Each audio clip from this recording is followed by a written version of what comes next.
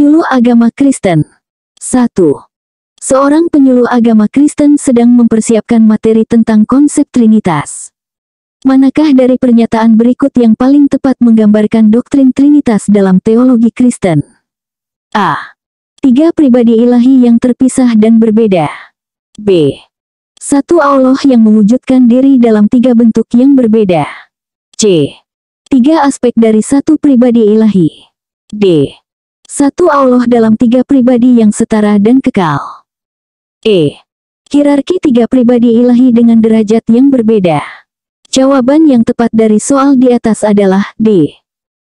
Pembahasan dari pertanyaan di atas yaitu, bahwa doktrin Trinitas dalam teologi Kristen mengajarkan bahwa ada 1 Allah yang eksis dalam 3 pribadi yang setara dan kekal, Bapa, Anak, dan Roh Kudus.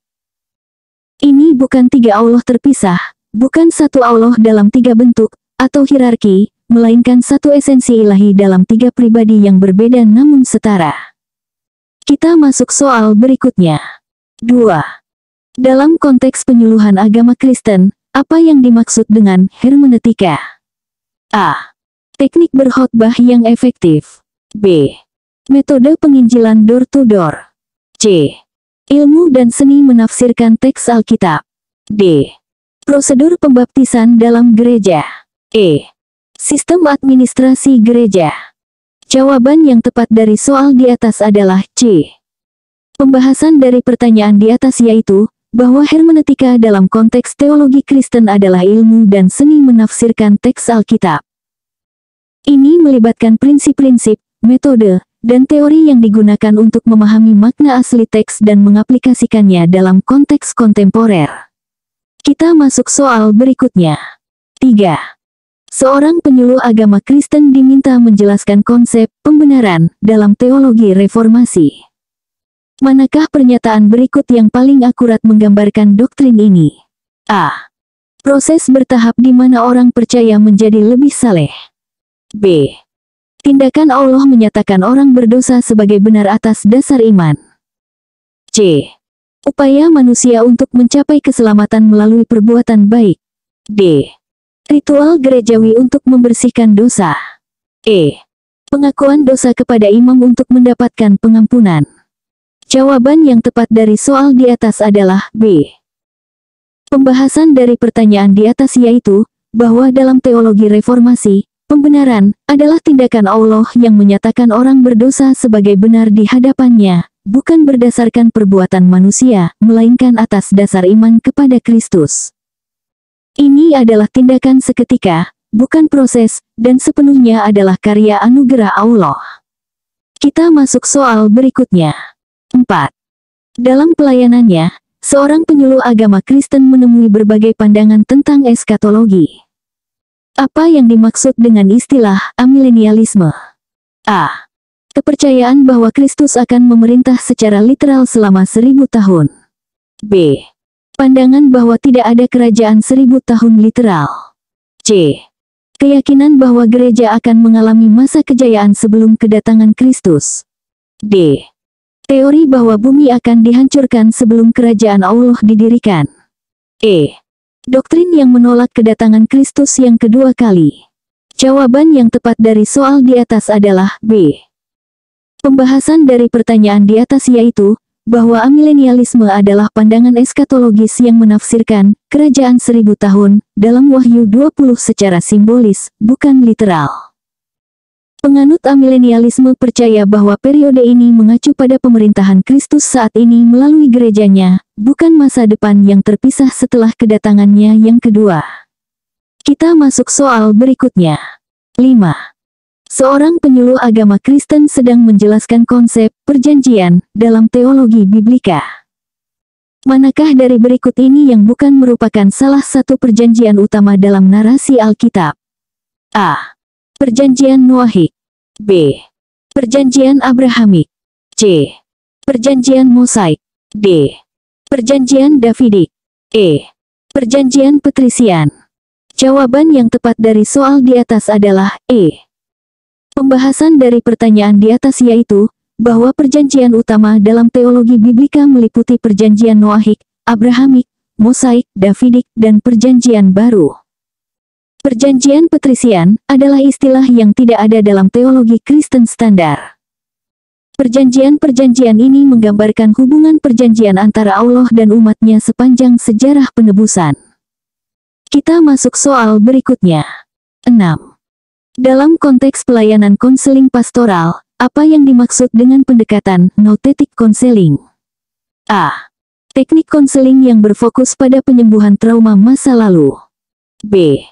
Metode konseling yang mengintegrasikan psikologi modern dengan iman Kristen. C. Pendekatan konseling yang menekankan penggunaan Alkitab untuk menasihati dan mengoreksi. D.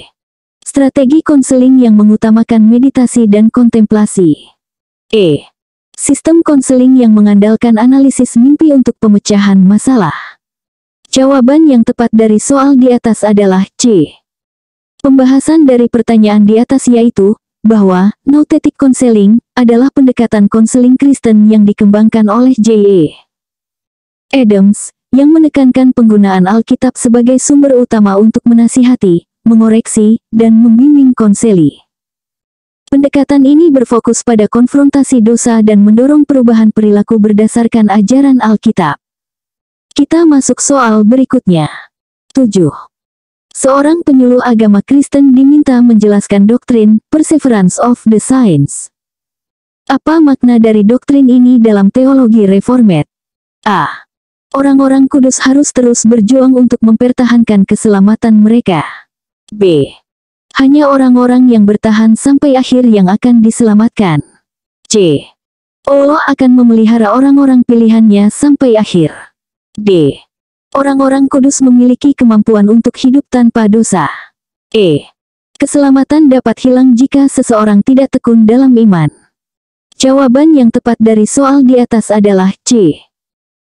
Pembahasan dari pertanyaan di atas yaitu bahwa doktrin Perseverance of the Saints dalam teologi reformat mengajarkan bahwa mereka yang telah sungguh-sungguh diselamatkan oleh anugerah Allah akan dipelihara oleh kuasanya dan bertahan dalam iman sampai akhir. Ini bukan berarti orang percaya tidak bisa jatuh ke dalam dosa, tetapi Allah akan memastikan keselamatan final mereka. Kita masuk soal berikutnya. 8.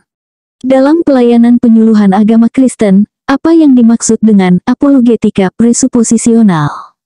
A. Metode pembelaan iman yang menggunakan bukti-bukti ilmiah dan historis.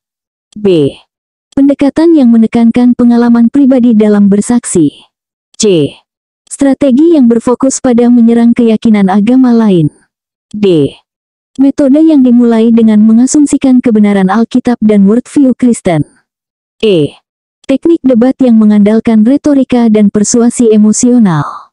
Jawaban yang tepat dari soal di atas adalah D. Pembahasan dari pertanyaan di atas yaitu bahwa apologetika presuposisional adalah pendekatan dalam pembelaan iman Kristen yang dikembangkan oleh Cornelius Van Til. Metode ini dimulai dengan mengasumsikan kebenaran worldview Kristen dan Alkitab sebagai dasar untuk semua penalaran dan argumen, alih-alih mencoba membuktikan kebenaran Kristen dari titik awal yang netral. Kita masuk soal berikutnya. 9.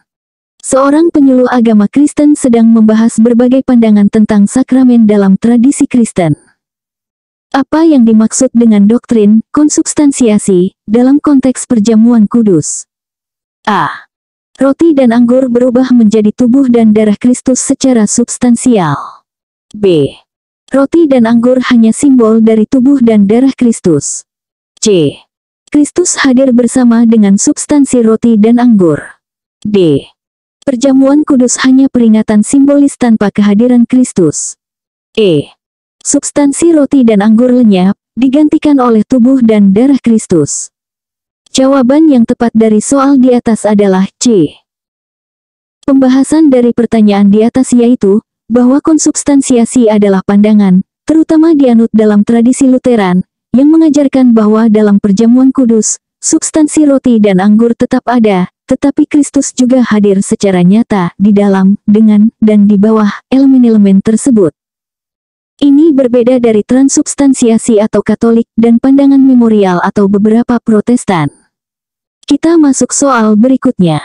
10.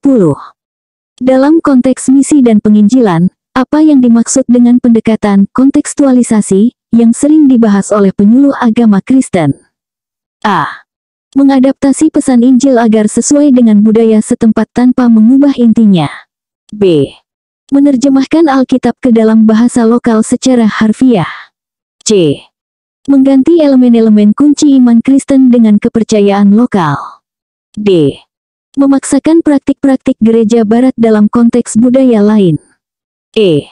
Menolak semua bentuk akomodasi budaya dalam penyebaran Injil. Jawaban yang tepat dari soal di atas adalah A. Pembahasan dari pertanyaan di atas yaitu, bahwa kontekstualisasi dalam misi Kristen adalah proses mengkomunikasikan pesan Injil dengan cara yang relevan dan bermakna dalam konteks budaya tertentu, tanpa mengkompromikan inti teologisnya. Ini melibatkan pemahaman mendalam tentang budaya setempat dan upaya untuk menjembatani gap antara pesan biblika dan pemahaman lokal. Kita masuk soal berikutnya. Penyuluh